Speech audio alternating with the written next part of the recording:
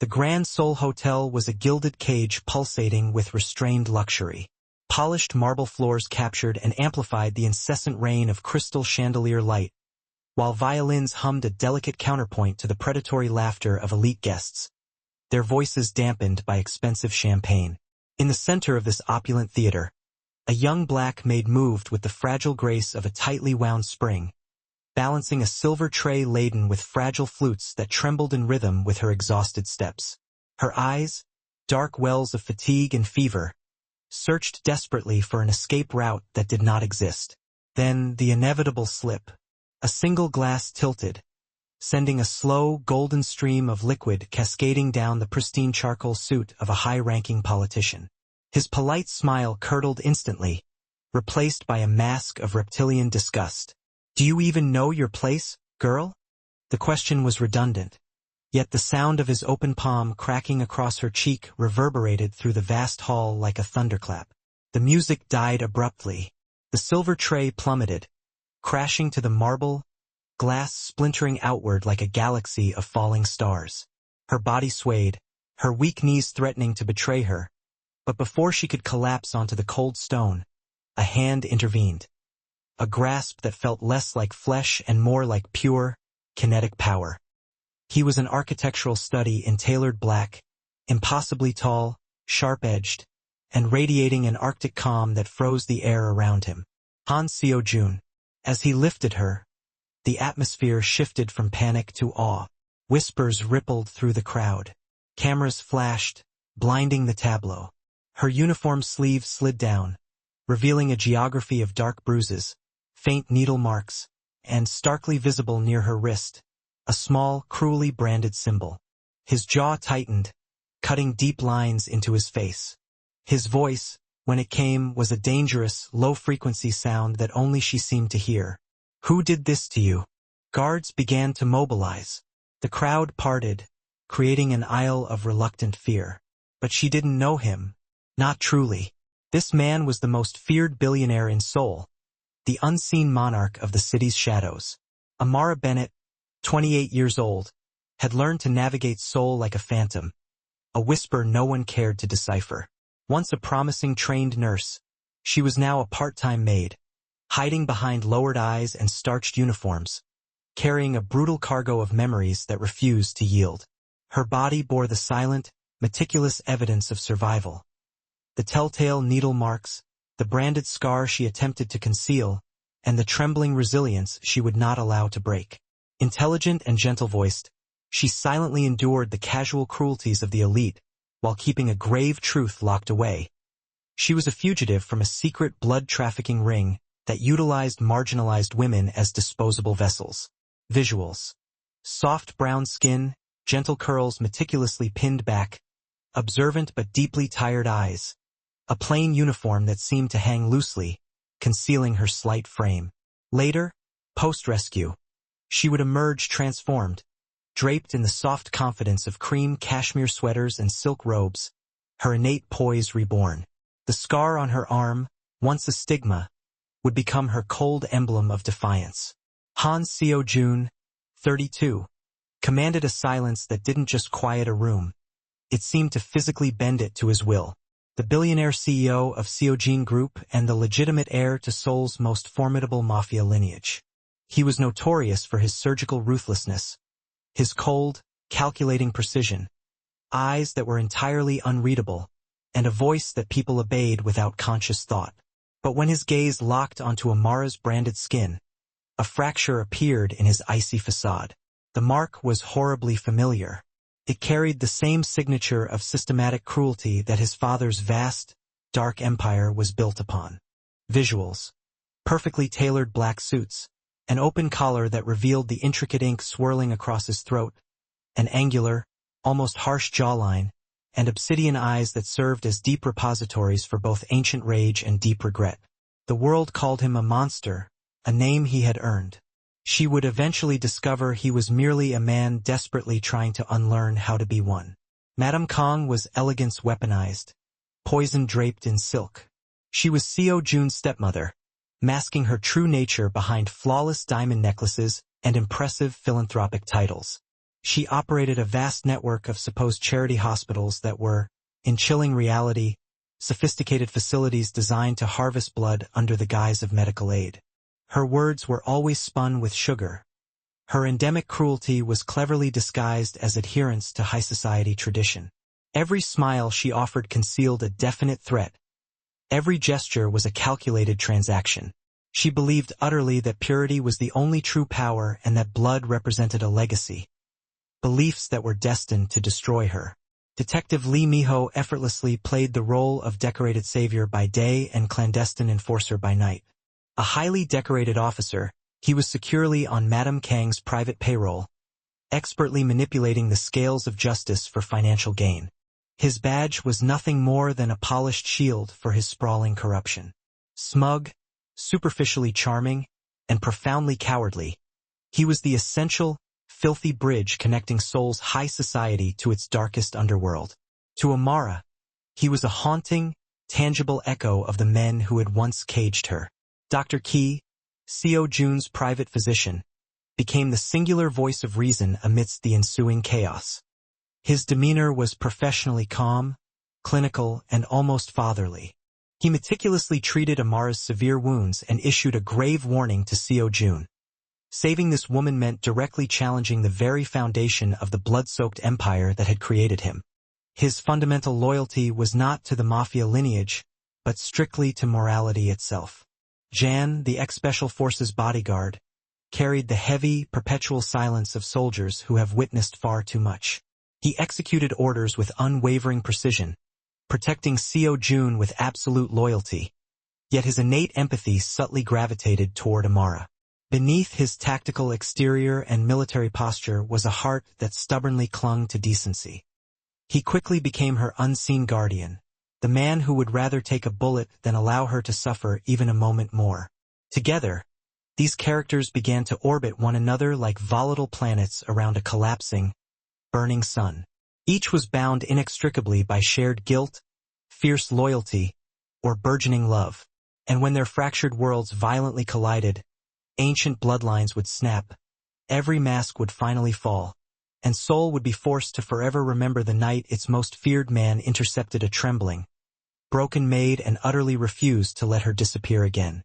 The Grand Seoul Hotel continued to gleam under the relentless, cascading light of the chandeliers, violins whispering an old, sorrowful melody above a room filled with the richest and most powerful souls Seoul possessed. Politicians clinked glasses in false camaraderie. Investors exchanged booming, confident laughter. And the air was thick with the suffocating scent of expensive perfume and entitled pride. Amidst the glittering chaos, Amara Bennett, the young black maid, moved through the tables, her silver tray trembling visibly with every weary step. Her hands were slick with cold sweat. Her vision started to blur at the edges, fueled by exhaustion and a low-grade fever that was burning through her veins. The hastily applied bandages beneath her sleeves felt like fire against her skin with every movement. She kept her head rigidly bowed. Just one more hour, she desperately promised herself. Asterisk one more tray, one more table. Asterisk but fate, a fickle mistress, had already made her move. A single, careless drop of champagne splashed onto a politician's pristine, white cuff. His laughter, which had just moments before filled the space, curdled instantly into sheer, volcanic disgust. "You filthy girl! Look what you've done!" His hand moved with shocking speed, connecting sharply across her face, the sound echoing unnaturally against the marble and crystal surfaces. The orchestra froze mid-note. The entire crowd took a sharp, collective breath. Amara's knees buckled immediately. The tray spun and slipped from her slick grip. Before the momentum could carry her down to the floor, a dark, imposing shadow moved. A powerful, anchoring arm caught her mid-fall, holding her suspended as if the entire world had instantaneously ground to a halt. The expensive, tailored black suit of the man brushed roughly against her cheek. His cologne carried the unmistakable, intoxicating scent of vast power and inherent danger. Her uniform sleeve rode up, cruelly exposing bruised, tender skin, the unmistakable tracks of needle marks, and a faint, ugly branded scar. His jaw tightened, the recognition instantaneous and chilling. He had seen that exact mark before. "Get the car," he commanded. His voice a low, terrifying rumble. Thunder disguised as professional calm. The crowd cleaved in two, whispering his name in a fusion of terrified awe. Han Seo-jun. But she, the woman he held, still did not truly know that this man was Seoul's most feared and untouchable billionaire. When Amara finally opened her eyes, she did not recognize the air she was breathing. It smelled foreign. A clean, masculine blend of cedar and sterilized, unnatural peace. Floor-to-ceiling sheets of glass framed the entire Seoul skyline, which glowed beneath her like a brilliant, unattainable kingdom she could never truly belong to. She was lying on a bed too soft, too real to be anything but a dream, her wrist now professionally wrapped in clean, fresh bandages. Across the vast room, Han Seo-jun stood silently by the window, a towering, motionless silhouette against the millions of lights of the city he governed. His posture was severe, precise. His stillness felt entirely unnatural, like a man who had mastered internal storms by the simple expedient of becoming one. "You were working at the Grand Seoul," he stated quietly, not bothering to turn around. "But those wounds, where did you really come from?" Amara swallowed hard, her throat feeling scraped raw. "Nowhere," she managed to whisper. He turned then, his eyes dark, vast, and utterly unreadable. "Nowhere doesn't leave marks like those." He didn't press her further. Instead, he placed a thick, white envelope on the nightstand beside her. "You'll stay here. I've covered your medical treatment. Consider this employment. You'll manage this floor, cook, clean, whatever my schedule allows. You owe me." It was phrased as generosity. It felt profoundly like a specific kind of captivity. When his professional staff arrived, the illusion of her being a guest shattered completely. Their eyes held no warmth. They didn't see her as a patient or a rescued woman, but rather as an inconvenient burden wrapped in their pity. They whispered about her, offered faint, dismissive smirks, and obeyed their master, not the woman he had inexplicably brought home. She kept her head down, cleaning penthouse rooms she vaguely remembered entering, meticulously folding luxurious clothes she could never afford to touch. When she passed Seo-jun, he spoke little, offering only glances that somehow cut deeper and sharper than any words. But one night, the severe fever returned with brutal efficiency. Her hands shook uncontrollably. The mop slipped from her grasp. Before she could manage to steady herself, her vision dissolved into darkness. When she woke again, the restorative smell of rice porridge drifted softly through the air. Seo-jun was seated beside her bed, his expensive sleeves rolled up, stirring the contents of a bowl with careful, deliberate slowness. He did not speak. He simply lifted the spoon toward her lips. She froze, stunned. The man who habitually terrified corporate boardrooms was now gently blowing on a spoonful of plain soup before attempting to feed her like an ailing child. "Eat," he said softly. It was not an order this time. It held a foreign weight, almost a quality of true care. The thick, concrete walls between them shifted, suddenly fragile and confusing. Power had changed shape, no longer the cold iron of command, but the small, telling tremor of compassion he fundamentally did not know how to express. Later, as the penthouse lights were dimmed and she lay in a confused, half-sleep state, she heard voices drifting from the hallway. 2 guards, hushed but perfectly clear. Another girl from the circle, branded like the others. He said never to tell Madame Kong. Her blood turned to ice. Asterisk the circle. Asterisk the word itself tasted metallic, like old pennies. Her pulse spiked violently. Her breath caught, thick and painful, in her throat. That brand, the damning mark on her arm. They knew. She wasn't safe here. Not from the insidious world outside. And terrifyingly, not from him. Her eyes widened as the realization sliced through the silence like splintered glass. Han Seo-jun wasn't just her sudden savior. He was directly connected to the very people who had once violently owned her. The nights in the penthouse were never truly silent. Even the vast sheets of glass seemed to hum with the heavy, constant pulse of the city below. Amara tried desperately to maintain her invisibility, but her forced silence only seemed to draw his gaze more frequently. Every time Han Seo-jun entered the room, the dense air shifted, heavy with something vast and unspoken. Her deep-seated fear tangled confusingly with a sudden, illicit curiosity until she could no longer separate the two. She sternly told herself to keep her distance, yet inevitably found herself studying him when he believed he was unobserved. Beneath the protective armor of his severe black suit, there were fleeting, brief human cracks. One quiet evening, he removed his jacket and unbuttoned his shirt just enough to access the dressing along his ribs. Her breath hitched.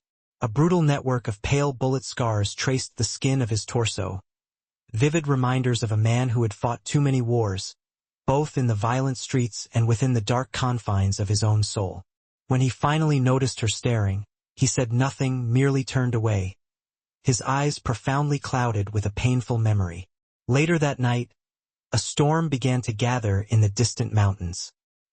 He poured himself a clear drink, his powerful shoulders visibly tense. "My father built an empire on blood," he said quietly, his gaze fixed on the endless, glittering skyline. He called it progress. He called it healing. But he experimented on people who couldn't fight back. Poor girls, refugees, the forgotten. His hand, which had never trembled before in her sight, shook once violently against the glass. "I've spent years burning it all down." Amara's chest ached with sudden, deep sympathy. She saw the traumatized boy still trapped inside the terrifying man the world feared.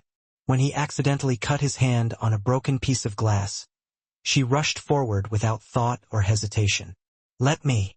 Her fingers brushed against his skin, cleaning the wound, stitching it closed with the meticulous care of a trained professional. The vast distance between them dissolved entirely, replaced by a sudden, intense intimacy.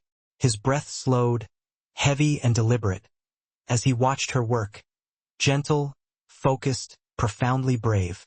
"You're safe here," he whispered when she finished, his voice reduced to barely more than a breath.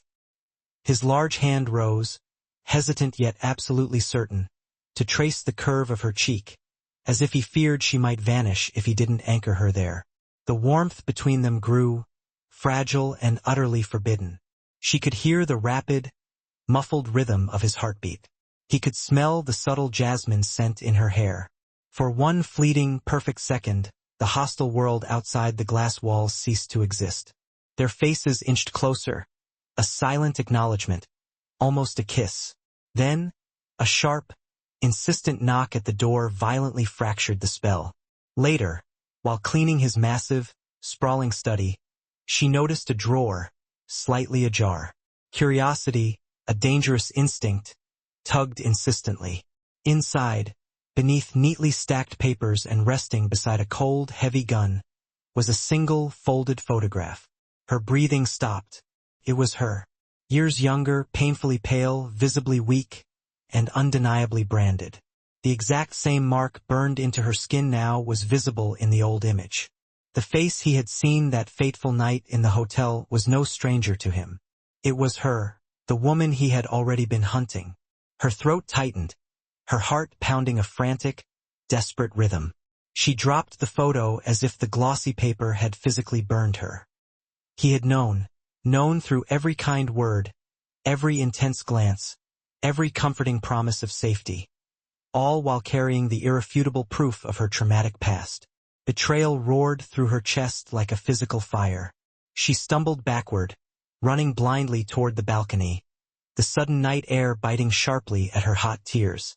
The city lights blurred into streaks as the terrible realization sank deep into her bones. Han Seo-jun hadn't merely found her. He had been looking for her all along. The subsequent penthouse dinner felt less like a meal and more like a staged confrontation, dressed in expensive gold and casual cruelty. The table glittered with heavy crystal glasses and imported wine, but the atmosphere was thick with venom. Madame Kong sat directly opposite Amara, elegance weaponized. Her massive diamond earrings caught the chandelier light, refracting it like sharp, tiny blades. "So, this is the girl," Kong murmured, her voice slicing cleanly through the silence. "The stray you decided to keep." Her gaze slowly slid down Amara's arm, pausing precisely where the burn scar peeked out from beneath her uniform sleeve. "How charitable.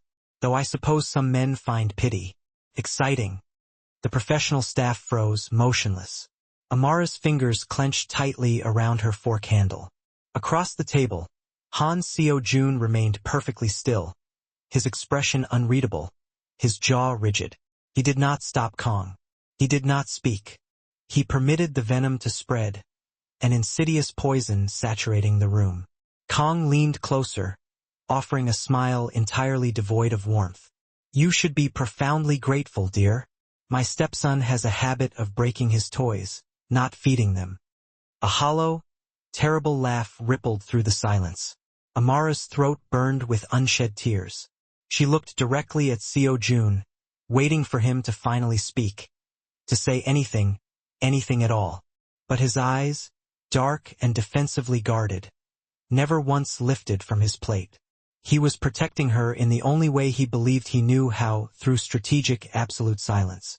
But to her, in that agonizing moment, it felt precisely like the deepest betrayal. When Kong finally departed, her overpowering perfume lingered like a noxious, lingering smoke. The air felt thin and suffocating. Amara stood trembling by the large table. "You watched me bleed," she whispered, her voice cracking painfully. "And still you said nothing." Seo-jun's jaw flexed violently. "I couldn't protect you if they knew how much you mean to me." She laughed, a sound thin and bitter, tears stinging her eyes. "Then what am I now? A secret?" He took one solid step toward her, but she instinctively recoiled. "Stay away from me," she pleaded, her voice shaking uncontrollably. "Your protection feels exactly like their control." By the time he reached the elevator doors, she was gone. Outside, the night swallowed her whole. Rain threatened but never materialized. Her body shook as she walked aimlessly through the canyon-like streets, pain and crushing humiliation blurring her vision into streaks of light. The fever returned, sharp and cruel, clawing at her consciousness. She finally collapsed near the cold riverbank, her trembling hand slipping from her chest as her breath hitched and failed. That is where they found her. Kang's men, moving like practiced shadows beneath the fractured glow of the streetlights. They lifted her limp form into a waiting black van with sickening, practiced efficiency. Back at the penthouse, Seo-jun's world violently tilted on its axis. Dr. Key's ominous words echoed mercilessly in his mind. Asterisk, your silence will kill her before your enemies do. Asterisk, he ignored the ceaseless calls from Kang's nervous assistant, ignored Jan's urgent warnings, and went straight to the secure security room. The CCTV monitor flickered violently, then froze on a single, devastating frame. Amara's unconscious body, her face eerily illuminated by the harsh glow of the headlights of the retreating van. His own reflection stared back from the glass screen, warped and distorted by glass and incandescent fury. The veins in his neck pulsed visibly. His hands shook once, a terrifying lapse, then steeled immediately. The man captured in that reflection was no longer the meticulously polished CEO. It was the heir the underworld had once feared, the man who burned rival families for perceived betrayal. The one who had promised he would never become his father, and was now mere seconds away from proving that promise an outright lie. His face darkened, his eyes hollowing out with pure, unadulterated rage. The monster inside him had finally and completely awakened. Sirens split the pre-dawn night as a convoy of black cars roared violently through the gates of the Kong Foundation facility. The building, which falsely advertised itself as a charity, now looked exactly like the cold fortress it truly was. Iron gates, armed guards, harsh fluorescent lights slicing through the pervasive darkness. Han Seo-jun stepped out first, his heavy coat flaring behind him, a gun held steadily in his hand, his most loyal men close behind. There were no words, zero hesitation, only cold, efficient precision. Security cameras captured every terrifying movement as he and Jan led the ruthless assault through the pristine corridors, clearing each room with deadly efficiency. The world's most feared billionaire had suddenly turned the city's grim myth into stark, terrifying reality. He reached the facility's deepest basement, a vast hall of cold metal and flickering, broken bulbs. Behind a thick glass partition, Amara hung from heavy restraints, blood marking her wrists, her eyes half open, but miraculously still alive. Rage became something intense and holy within him. "Open it," he ordered. A nearby guard hesitated for a fatal second. Seo-jun fired once, clinically. The glass partition shattered inward. He rushed in, ripping his expensive coat from his shoulders and wrapping it tightly around her trembling body, lifting her as the alarm screamed its deafening warning. "It's over," he whispered fiercely against her hair. "I'm taking you home." By morning, the shocking footage was everywhere. The world watched, mesmerized, as the untouchable CEO was captured dragging a woman from a literal hell, blood staining his white shirt and pure, white-hot fury burning in his eyes. Reporters swarmed the hospital grounds. Cameras flashed incessantly. Seoul had never once seen its perceived monster act so profoundly like a man. The next day, the press conference room was overflowing, journalists, blinding cameras, and a palpable, silent disbelief. Seo-jun stood alone at the podium, a visible bruise still shadowing his angular jaw. "These women were treated like property," he began, his voice rough with exhaustion but perfectly steady. "Including the one I love." The room erupted into chaos. Gasps, urgent whispers, blinding flashes of light. He did not flinch. "I didn't choose you, Amara," he continued, turning his gaze toward her seat in the front row. "You chose me the day you walked into my chaos." The words fell heavy and seismic, echoing through every television screen and phone in the country. Madame Kong collapsed dramatically in her chair at home, clutching her pearls as the dark empire she had so carefully constructed disintegrated live on air. Detective Lee was already being led away in handcuffs. Jan, leaning quietly against the back wall, allowed himself the smallest, most private, proud smirk. Seo-jun stepped down from the podium and crossed the floor toward Amara. The massive crowd parted, utterly hushed. He stopped directly in front of her, the eyes of the entire city watching, his powerful hands trembling visibly as he sank to one knee. "Forgive me," he said quietly, his obsidian eyes glistening with the raw, honest truth he had never before been able to speak. "Not as your savior, but as the man who finally learned what true love means." Her breath hitched, warm tears tracing silent paths down her cheeks.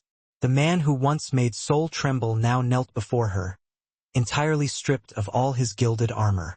Amara stood, cupped his sharp face in her small hands, and whispered, "Then stand with me." And when he rose, their lips met beneath the very same crystal chandelier where she had once collapsed. A profound moment reborn, entirely rewritten. The crowd erupted into wild applause. Cameras flashed like starlight raining down. But this time she did not fall. She stood steadfastly beside him, radiant, unbroken, while the watching city absorbed the shocking truth that love had finally managed to outshine fear. 6 months later, the air smelled sweetly of salt and new, quiet beginnings. The villa on Jeju Island sat nestled above the crashing sea, its white walls warmly kissed by the morning light.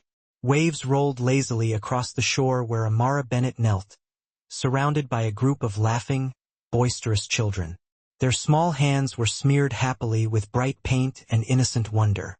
She smiled softly as the salty wind playfully tangled through her curls. The vast ocean no longer felt frightening to her. It sang her completed story back to her. Behind her, Han Seo-jun walked out onto the expansive terrace, his sleeves rolled up to the elbow. A heavy tray of steaming tea was balanced effortlessly in his steady hands. The intricate tattoos that had once loudly whispered of danger now looked like quiet, settled history against his skin. He set the cups down, watching her with a deep, profound calm he once believed he would never deserve to possess. The man who had once ruled shadowy empires now lived entirely for mornings like this, for the sound of laughter, for warmth, and most crucially, for her. She stood, brushing paint from her fingers, and turned toward him. His arm slipped easily around her waist, pulling her close. She looked up at him, her eyes shining with certainty, and murmured. The girl who once had no voice now rules his world. Her hand lifted to her cheek, tracing the faint, almost invisible scar that had once marked her intense pain. The wound didn't ruin me, she whispered with a peaceful smile. It wrote me. A soft, unexpected giggle broke the tender moment.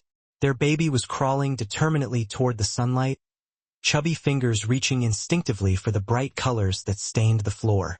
Seo Jun bent down, lifting the child into his arms, pressing a lingering kiss to Amara's temple as the sea breeze carried the sound of innocent laughter throughout the house. And for the first time in many years, there was no sharp noise, no crippling fear, no haunting ghosts, only perfect, simple peace. In the end, she knew the pain had been worth the cost. Her voice narrates softly as the camera pulls back, slowly revealing the glittering coastline. Asterisk because love never comes easy for the brave. Asterisk if this story moved you, subscribe to Unexpected Loyalties and comment what love means to you.